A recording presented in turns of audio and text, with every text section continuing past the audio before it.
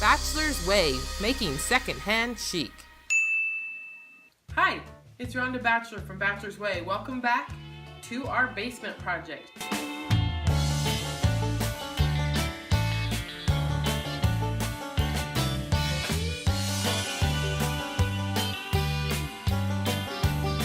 Today, we're going to talk about the game table and the seating that goes with it. I'm going to start by using my old dining room table. It has worked amazing for all these years, and it stood up to all of my 6 kids. So now I'm moving it down to the game table, but I don't like the finish anymore. It was made out of rubber wood, and so I thought I would just strip it down. I would paint the bottom and stain the top. Yeah, that didn't really work out. It didn't really strip. I could not get the finish off.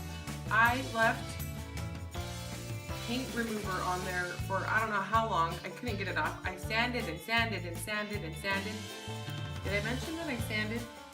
And I sanded, and I still did not seem to touch the finish. I don't know what this was made out of. I don't know who did it, but this stuff was just not coming off. After I sanded forever, I decided to give some wood conditioner a shot, and I applied a coat to the top. And then I decided I was going to stain the top and give it a shot. So here's kind of what happened. Okay, I'm working on my table. Issues. I wanted to sand it down and put a good stain on it because I thought, oh, I want it to be really durable. Well, yeah, this rubber wood is really hard. I didn't know if I got all the stain off. Not sure if I did. Put a conditioner on the wood, but it still ended up kind of blotchy. So I did a regular stain on it, and it didn't really look any different than the original. So I came back with my gel stain. Those over there have the gel stain on it, and I gotta wipe it off in a second. This one has the first coat, and it's been wiped off. Looks much better than the other stain. So I'm gonna let it dry. Then I'm gonna try a second coat and see how it turns out. Wish me luck. Alright, while the top is drying, I'm gonna start working on the base. Hope I have better luck with the base. The bottom was much easier.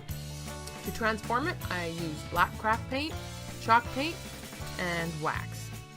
I started out with the bottom, and I took black craft paint and I just painted it in all the crevices or any place that I thought that I might want to show that would have wear or something.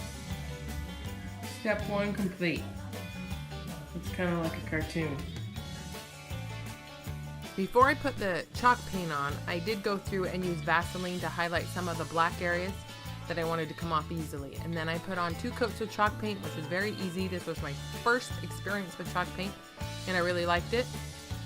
Then I just went back and distressed wherever the Vaseline was, and it came off real easy, and it gave it a really nice kind of vintage look.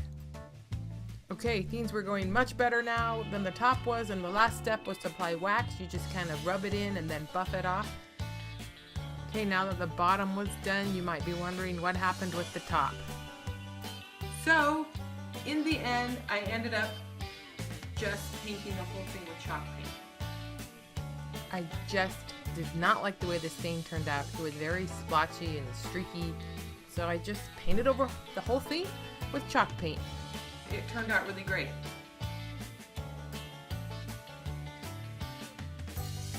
A while ago, my husband and I were at a garage sale, and we found these awesome banker chairs, and we've just hung on to them till now. They had seen better days. They had some like water must have been sitting on them, and the finish just did not look that great. But I used a new product called Farmhouse. Basically, you just put it on and it redistributes the stain. Just goes in, kind of sits for a second, and then you see that, you can start seeing the stain and the coat, clear coat, it starts to melt away, and you just kind of scrub it around and it redistributes it. And they turned out amazing.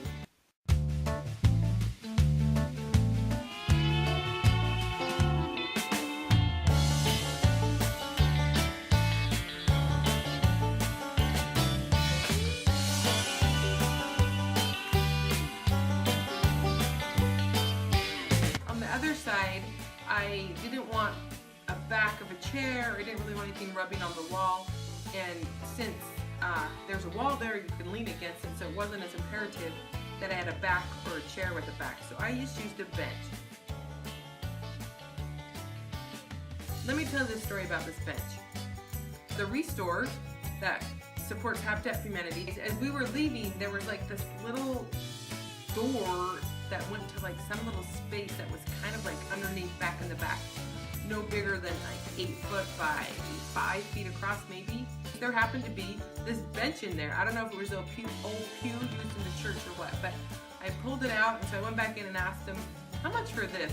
And I can't really remember. They either gave it to me $5 or free, because I got some other stuff. So I hauled it home. For this project, I basically went through, it was really rough on the top, so I went through, filled some of the cracks with some wood filler, and then I sanded it down, sanded it really smooth, and then I just put a gel stain on it, and it looks amazing.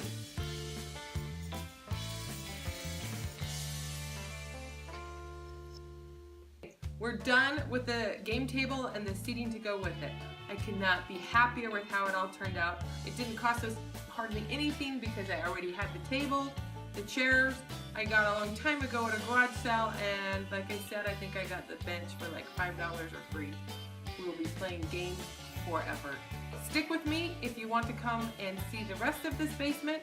We're going to finish decorating it, and you're going to see a lot of amazing things done on a dime. Hit the subscribe button, and we'll see you next time.